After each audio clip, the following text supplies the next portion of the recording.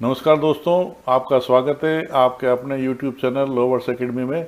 दोस्तों, इस चैनल पर आपने मेरे पूर्व के वीडियो देखे जिसमें मैंने आपको brain mapping test, narco test, polygraphy test, voice sample test, इन सभी के बारे में आपको बताया कि ये टेस्ट क्या होते हैं और किस प्रकार से ये यूज़ में आते हैं। आज हम बात करेंगे गेट एनालिसिस टेस्ट के बारे में। इसका महत्व अभी इसलिए है कि ये चर्चा में है। अभी जो लोहागढ़ का जो प्रकरण हुआ था, सिया केतन और चेतन का जो मामला था, जिसमें लोहागढ़ से जो है सिया और उसके प्रेमी द्वारा अपने होने वाले पति को, केतन को धक्का मार के फेंक दिया गया था, उस मामले के अंदर पुलिस द्वारा गेट एनालिसिस टेस्ट करवाया, जो कि पुलिस के लिए एक बहुत ही महत्वपूर्ण जो है बड़ा सबूत है इस प्रकरण के अंदर। तो इसलिए जो अभी गेट एनालिसिस जो टेस्ट है, इसकी चर्चा सब जगह हो रही है। तो मैंने सोचा कि गेट एनालिसिस टेस्ट क्या होता है, इसका हम थोड़ा एनालिसिस कर लेते हैं, आपको भी इसके बारे में जानकारी देते हैं। तो दोस्तों, ये एक चलने की जो प्रक्रिया जो होती है, इसका जो वैज्ञानिक विश्लेषण होता है गेट एनालिसिस टेस्ट, इसमें चलने की जो मुद्रा होती है, जो उसका पोजीशन होती है, उसका आकलन किया जाता है, और जो मांसपेशियाँ होती है उसके जोड़ों पे दबाव का विश्लेषण किया जाता है, चलने में दौड़ने में जो समस्या आती है उसका जो है टेस्ट किया जाता है, सही इलाज और थेरेपी से भी इसका इलाज के रूप में भी इसका निर्धारण किया जा सकता है। लेकिन आज हम जो बात कर रहे हैं वो कानून से संबंधित बात कर रहे हैं कि कानून के अंदर जो इस गेट एनालिसिस जो टेस्ट होता है, इसका क्या महत्व होता है, और जो ये सिया केतन का जो मामला है इसमें इसका क्या महत्व है। साथ ही मैं आपको इससे जुड़े महत्वपूर्ण सुप्रीम कोर्ट, हाई कोर्ट के निर्णय भी बताऊंगा जो इस टेस्ट से संबंधित पूर्व में निर्णय हो चुके हैं, और उन निर्णयों में माननीय न्यायालय ने कई मामलों में सजा भी दी है इस गेट एनालिसिस टेस्ट के आधार पर। गेट साइकिल ये क्या होती है? ये जो एक पैर को जमीन को छूने से लेकर दोबारा उसी पैर पर जो जमीन को छूने की जो प्रक्रिया होती है, उसको जो है गेट साइकिल बोलते हैं। चलने की पूरी जो प्रक्रिया होती है वो इसमें निर्धारण की जाती है कि किस प्रकार जो आदमी जो चल रहा है। अब इसके अंदर जो स्टांस जो फेज होता है और स्विंग जो फेज होता है, दो प्रकार के फेज होते हैं, जिसमें इसके द्वारा इसमें जो है वैज्ञानिक जो होते हैं वो जो व्यक्ति को चला के देखते हैं अलग अलग मुद्राओं में, तो उसके आधार पे जो है इसका टेस्ट होता है।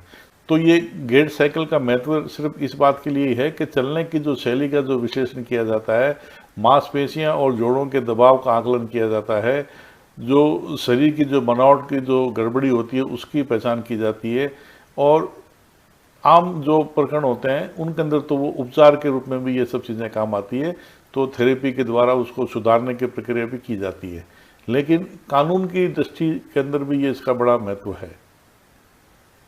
अब जो फोरेंसिक साइंस है और जो कानून है उसमें गेट एनालिसिस का बड़ा महत्व है। ये है अपराधियों के पहचान करने के लिए, और ये आधुनिक वैज्ञानिक उपकरण के रूप में माना जाता है जो जो भारतीय साक्ष्य अधिनियम में है।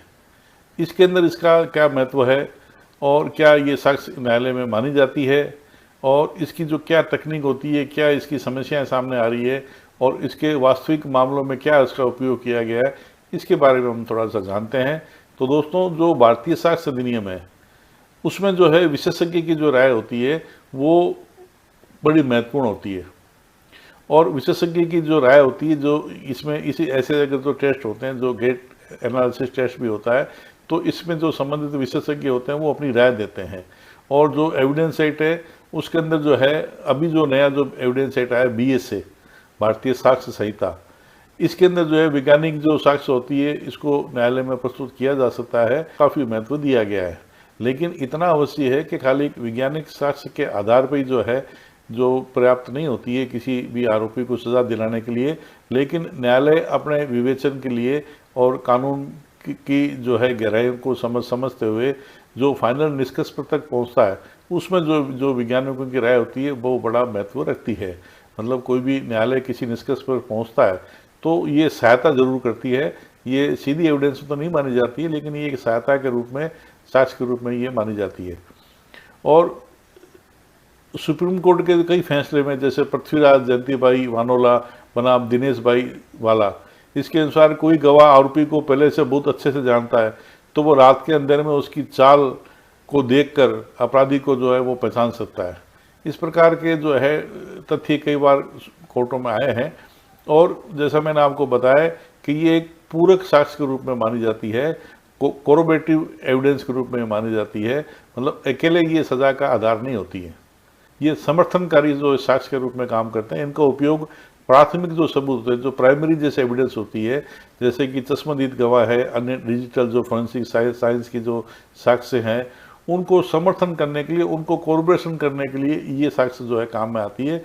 जो विशेषज्ञों की जो राय होती है ये उस समय काम में आती है। मुंबई का साकीना का मामला 2021-22 का ये मामला है। इसमें पहली बार एक ऐतिहासिक सजा हुई थी। वो इस प्रकार से मामला था कि सितंबर 2021 में मुंबई के साकीना का इलाके में एक महिला के साथ बर्बरतापूर्वक जो है बलात्कार हुआ था और उसकी हत्या करके जघन्य अपराध वारदात को आरोपी ने जो है अंजाम दिया था। अब चुनौती ये थी कि घटनास्थल के पास में जो सीसीटीवी जो कैमरे थे उसमें जो आरोपी था उसकी जो फुटेज तो आ रही थी लेकिन वो धुंधली थी। मतलब उसका जो चेहरा है वो साफ तौर से दिखाई नहीं दे रहा था, मतलब पहचान में नहीं आ रहा था। तो ऐसी स्थिति के अंदर जो है गेट एनालिसिस जो का उपयोग पुलिस ने किया था। मुंबई पुलिस ने डिजिटल फॉरेंसिक जो विशेषज्ञ होते हैं उनकी मदद ली थी और हिरासत में लिए गए जो संदिग्ध जो आरोपी था मोहन चौहान, इसके चलने का एक नियंत्रित सैंपल वीडियो रिकॉर्ड किया था और जो फॉरेंसिक लैब में सॉफ्टवेयर के जरिए सीसीटीवी में जो दिख रहा था व्यक्ति, जो उसकी चलने की स्टाइल थी और जो इन्होंने फुटेज जो उसका वीडियो बनाया था उससे मिलान करवाया। तो उसके शरीर के चलने का जो तरीका है, उसके कदमों की लंबाई, शरीर का झुकाव, हाथों का हिलना और चलने का अनोखा अंदाज, ये सब जो फ्रेम बाय फ्रेम मिलान किया गया और वो मिलान पाया गया। और परिणाम ये हुआ कि 2022 में जून के अंदर मुंबई की जो एक अदालत है जहाँ ये मुकदमा चल रहा था, उसने भारत में पहली बार गेट एनालिसिस के मामले में, गेट एनालिसिस के टेस्ट के आधार पर इसे एक मजबूत एविडेंस मानते हुए, सपोर्टिंग एविडेंस मानते हुए, मतलब जो अन्य एविडेंस थी उसको सपोर्टिव एविडेंस को इसमें मानते हुए और इसको स्वीकार किया और आरोपी को इसमें मौत की सज़ा सुनाई थी। तो ये महत्वपूर्ण मुकदमा है मुंबई का साकीना का मामला 2021-2022 का। कभी आपके समझ अगर गेट एनालिसिस से संबंधित कोई प्रकरण आता है या इस प्रकार का कोई मामला आता है तो ये मुकदमा है बड़ा ही महत्व रखता है। ये जो इन दिनों चर्चा का विषय है पुणे का केतन अग्रवाल का मामला, ये मामला भी अब जो है नज़ीरों में शामिल होगा, प्रतियोगी परीक्षा में आएगा, इसके भी प्रश्न पूछे जाएंगे और जब कभी भी गेट एनालिसिस टेस्ट के बारे में बात होगी तो जो लीडिंग केसेस होंगे उसमें भी ये केस आएगा। पुणे का जो केतन अग्रवाल मर्डर केस है ये जून 2026 का ही मामला है। केतन अग्रवाल, सिया अग्रवाल और चेतन चौधरी का जो ये मामला है, इसके अंदर भी जो है पुलिस ने ये जो चेतन चौधरी है इसका जो है गेट एनालिसिस टेस्ट करवाया है। घटना के दिन इसने लोहागढ़ में जब ये आया था, जब इसने हुडी पहनी हुई थी, तो जो सीसीटीवी कैमरे के जो फुटेज आए हैं उसमें कई जगह ये चेहरा जो है स्पष्ट रूप से नहीं दिख रहा है।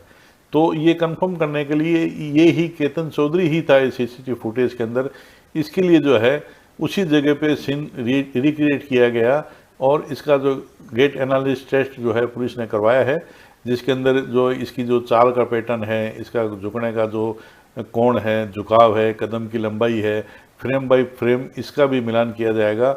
और जो समानता अगर आएगी, टेस्ट की जो रिपोर्ट अभी आएगी नहीं आएगी मुझे जानकारी नहीं है, लेकिन अगर जब इसकी रिपोर्ट आएगी तो इसकी रिपोर्ट पॉजिटिव आ जाती है तो ये भी एक बहुत ही महत्वपूर्ण साक्ष्य पुलिस के लिए रहेगी मुकदमे में इनको दोषी ठहराने के लिए, सिया अग्रवाल और चेतन चौधरी को। अन्य एविडेंस तो है ही, जैसा कि मैंने पहले कहा कि ये डायरेक्ट एक खाली इसी मात्र एविडेंस से जो है ये जो गेट एनालिसिस जो रिपोर्ट आती है अगर ये पॉजिटिव भी आ जाती है, लेकिन मात्र इस रिपोर्ट के आधार पर सज़ा नहीं हो सकती है, लेकिन अन्य मुकदमों, अन्य जो साक्ष्य होती है उसके आधार पे अगर ये रिपोर्ट भी पॉजिटिव आती है तो फिर सज़ा दी जा सकती है। तो ये जो रिपोर्ट अब आएगी अगर वो पॉजिटिव आती है तो पुलिस के लिए बड़ी इसमें सफलता होगी और आगे सज़ा दिलाने में पुलिस को ये रिपोर्ट बड़ी जो है सहायता देगी, गेट एनालिसिस जो रिपोर्ट पुलिस ने करवाई है। दोस्तों, एक प्रकरण बीच में बड़ा फेमस हुआ था, रामकेश मीणा का मामला। ये आईएएस परीक्षा की तैयारी करने के लिए दिल्ली में आया हुआ था राजस्थान से। तो इससे संदर्भ जो इसका जो प्रकरण था, जो केस था, इसका जो मर्डर केस था, उसका भी मेरे यूट्यूब चैनल पे वीडियो है पूरा, आप उसको देख सकते हैं। तो इस केस के अंदर भी जो है पुलिस के पास में आरोपियों को घटना से जोड़ने के लिए कोई डायरेक्ट एविडेंस नहीं थी, चश्मदीद साक्ष्य नहीं थे। अन्य साक्ष्य तो थी, लेकिन चश्मदीद साक्ष्य इसमें भी नहीं थी। और इसमें जो मर्डर हुआ था उसमें कुछ लोग इसमें जो साथ में शामिल थे, इसमें एक महिला भी थी और 2 इसमें उनके महिला के सहयोगी थे। तो उनको डायरेक्ट रूप से जोड़ने के लिए कुछ एविडेंस थी, लेकिन कुछ एविडेंस उसमें बाकी रही थी। और चार्जशीट पेश करने के बाद पुलिस को लगा कि जो चार्जशीट पेश की है उसमें कुछ चीज़ें बाकी रह गई है। तो पुलिस ने फिर जो है इसमें सप्लीमेंट्री चार्जशीट पेश की थी, यानी चार्जशीट आरोप पत्र प्रस्तुत करने के बाद में पुनः इन्वेस्टिगेशन करके और कुछ साक्ष्य एकत्रित की थी। और उसमें सीसीटीवी कैमरे की जो फुटेज उनको मिली थी बाद में, उनको भी साथ लिया गया। साथ ही फोरेंसिक गेट एनालिस्ट जो ये टेस्ट होता है ये भी करवाया गया। और अन्य जो वैज्ञानिक साक्ष्य थे इन सब इकट्ठा करके एक सप्लीमेंट्री चार्जशीट भी जो है पुलिस ने इसमें पेश किए। अब इसका निर्णय क्या होता है वो अलग बात है।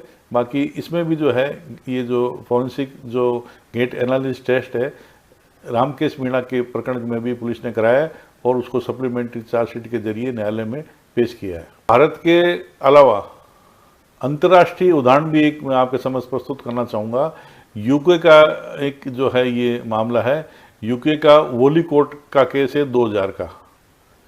इस वैश्विक इतिहास में पहली बार गेट एनालिस्ट के नाम से या गेट एनालिस्ट टेस्ट के आधार पर इस प्रकरण में यहाँ पर ये यूके के अंदर जो है 2000 में सजा हुई थी।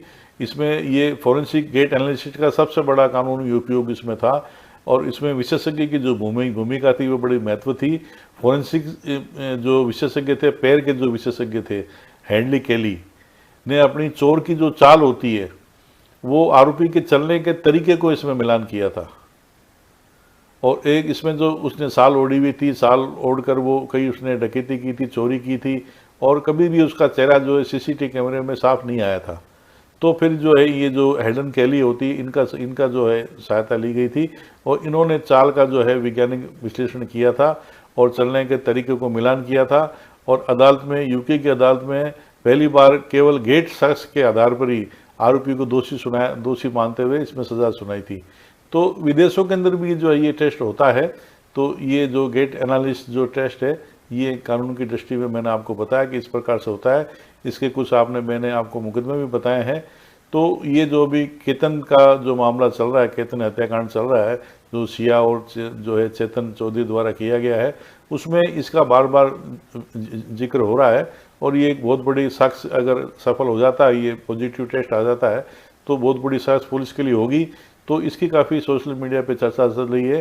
तो आपको एक संक्षिप्त जानकारी देने के लिए मैंने ये गेट एनालिस्ट के बारे में आपको बताया कि ये किस प्रकार का जो है ये टेस्ट होता है। इसमें सीसीटीवी फुटेज के आधार पे जो चलने की जो उसकी तरीका है और जो आरोपी का जो सैंपल उसको चला के उसका वीडियो बनाते हैं उससे मिलान करते हैं। तो उसके चलने का तरीका, पाँव उठाने का तरीका, पंजों की हरकत, घुटने की हरकत, उसके चलते समय हाथ को हिलाने की हरकत, उसका चेहरा ऊपर रहता है, नीचे रहता है, कंधे झुकते हैं, नहीं झुकते हैं, ये जो सब टेस्ट होते हैं इन सब के आधार पे मिलान किया जाता है। और उस मिलान के आधार पे जो विशेषज्ञ होते हैं वो अपनी जो है विशेषज्ञ रिपोर्ट देते हैं कि हाँ भाई ये जो सीसीटीवी जो फुटेज के अंदर जो चलने का जो आदमी दिखाई दे रहा है उसकी जो वीडियो बना के जो हमने टेस्ट किया है उन दोनों में समानता है, दोनों मिल रहे हैं। तो एक ये आधार होता है कि यही आरोपी है जो सीसीटीवी कैमरे में जो बताया गया है वो ये ही आरोपी है, इसी का ये सीसीटीवी फुटेज जो है वो इसी व्यक्ति का, इसी अपराधी का है। लेकिन जैसा मैंने आपको बताया कि ये सिर्फ इसी साक्ष्य के आधार पे, ये विदेश में तो जो है सज़ा होगी थी, यूके के अंदर तो सिर्फ इसी के आधार पे दे दी थी। यूके की अदालत में जो फैसला दिया था ये सिर्फ जो इसके टेस्ट होता है, गेट एनालिस्ट टेस्ट, इसके आधार पे सज़ा दे दी थी। लेकिन भारत में ऐसा नहीं है। भारत में सिर्फ इसके आधार पर सज़ा नहीं हो सकती है, अन्य एविडेंस भी होनी चाहिए। अन्य एविडेंस अगर मजबूत है और ये एविडेंस भी है तो आरोपी को सज़ा इसमें अवश्य मिलेगी, जैसे कि साकना की मामले में था और अन्य मामलों के अंदर भी जो है सज़ा दी गई है। तो ये था आज का वीडियो। आपको अच्छा लगा हो तो चैनल को सब्सक्राइब करें, लाइक करें और अपने मित्रों को भी बताएं। और कानून की सटीक और सही जानकारी कानून से संबंधित जो क्राइम स्टोरियां हैं उनके लिए, और अभी जो एपीओ परीक्षा आने वाली है 2026 की, जो 2 सितंबर को उसका प्री का टेस्ट है, उनसे संबंधित वीडियो के लिए देखते रहिए लॉ वर्स एकेडमी। नमस्कार, जय हिंद।